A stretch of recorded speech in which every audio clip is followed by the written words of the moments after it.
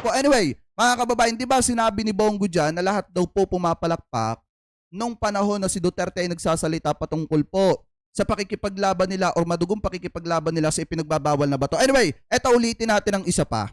Eto yun yung buo. Ukol naman sa reward system, wala pong reward system. Full support po si dating Pangulong Duterte sa police, sa uniform personnel.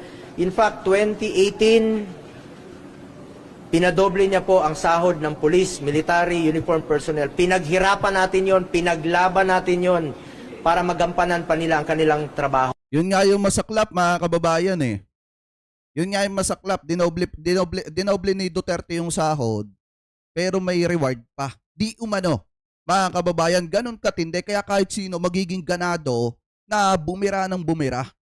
Ano po kaya nga, eto lang yan mga kababayan Kung walang kotak